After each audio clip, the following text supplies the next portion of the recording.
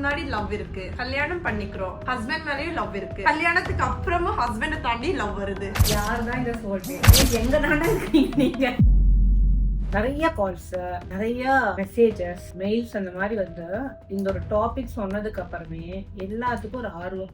யாருக்கான சோல்மேட்னு சொல்லிட்டு ஒண்ணு ஒரு பக்கம் வம்பாவும் போகுது. கரெக்டா போயிட்டு இருக்கிற ரிலேஷன்ஷிப் நீ என்னோட சோல்மேட்டாங்கிறதுக்கு ஒரு சண்டை, என்னோட கர்மா பார்ட்னராங்கிறதுக்கு ஒரு சண்டை, வந்ததுக்கு என்ன காரணம்னு தெரியலேன்ற ஒரு சண்டை. எல்லாம் என்ன பண்றீங்கன்னா எல்லாத்தையும் கொண்டு போத மைண்ட்ல போட்டு பயங்கர ப்ரெஷர் ஸ்ட்ரெஸ் எடுத்துக்கிறீங்க.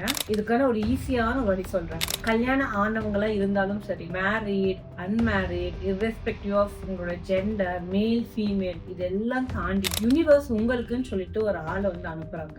அந்த ஆள் உங்களுக்கு உங்களோட சோல்மேட்டா இருந்தாங்க அப்படின்னா அவங்க உங்களை ஹர்ட் பண்ண மாட்டாங்க. அவங்க உங்களை அட்வைஸ் பண்ணுவாங்க. உங்களுக்கு நீங்க என்ன பண்ணாலும் உங்க மேல கோவமே வராது. அந்த கோவத்தை மீறி ஏன்டா கோவப்படுற, நீ ஏன் இந்த மாதிரி இருக்க, உங்களோட பிஹேவியர் பேட்டர்னை மாத்திக்கோ, that's okay, let it be அப்படின்னு சொல்லிட்டு சில் டவுன் சொல்லிட்டு போயிடுவாங்க. இதுவே உங்களோட கர்மா பார்ட்னரா இருந்தாங்களே உங்க கோவத்தை அதிகம் பண்ணுவாங்க, அதை மேனிபுலேட் பண்ணுவாங்க. அவங்களும் அதுக்குள்ள சேர்ந்து அந்த விஷயத்தை பெருசா கற்பனை உலகத்துக்குள்ள கொண்டு போய் உங்களை டார்ச்சர் பண்ணுவாங்க. இதுக்காக நான் சொல்றேன், நீங்க டெய்லி வந்துட்டு நல்ல சோல்மேட் ஒரு ஹஸ்பண்ட் கிட்டயோ இது வந்து டெய்லி போய் நீங்க அப்ளை பண்ண வேண்டாம்.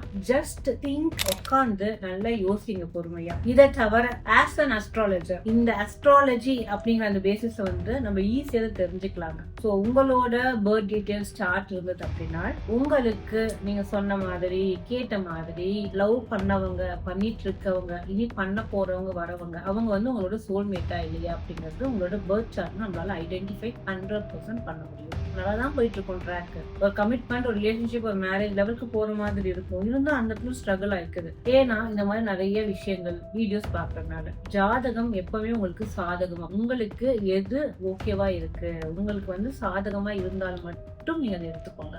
கமிட் ஆகிறதுக்கு முன்னாடி உங்களோட சார்ட் ஒரு டைம் அனலைஸ் பண்ணிட்டு நீங்க என்டர் ஆகும்போது உங்க ரிலேஷன்ஷிப் வந்துட்டு பிட்டர்ஃபுல்லா போகாது. ஸோ இந்த பாயிண்ட்டை நீங்க எடுத்துக்கிட்டு மெயினா எந்த ஒரு கமிட்மெண்ட் குள்ள போற மாதிரி இருந்தாலும் கைண்ட்லி கன்சல்ட் யுவர் அஸ்ட்ராலஜர். கேட்டுட்டு ஒர்க் அவுட் ஆகுமா இல்லையா, இல்ல சோல்மேட்னு கன்ஃபியூஸ் ஆகி ஒரு கர்மிக் ரிலேஷன்ஷிப் குள்ள போய் நீங்க விழுந்துடுறீங்களா, அதுல வந்து வழியில வந்து நீங்க துடிக்கிறீங்களா, அந்த ட்ராமேட்டிக் சிச்சுவேஷன் வந்து நீங்க அவாய்ட் பண்ணலாம். ஸோ வந்து யாரா இருந்தாலும் உங்களுக்கு வந்து ஜெண்டர், மேல், ஃபீமேல், டிரான்ஸ் யாரா இருந்தாலும் சரி, உங்களோட பர்த் டீடைல்ஸை வச்சுட்டு உங்க ரிலேஷன்ஷிப்பை வந்து டிசைட் பண்ணுங்க. தேங்க்யூ.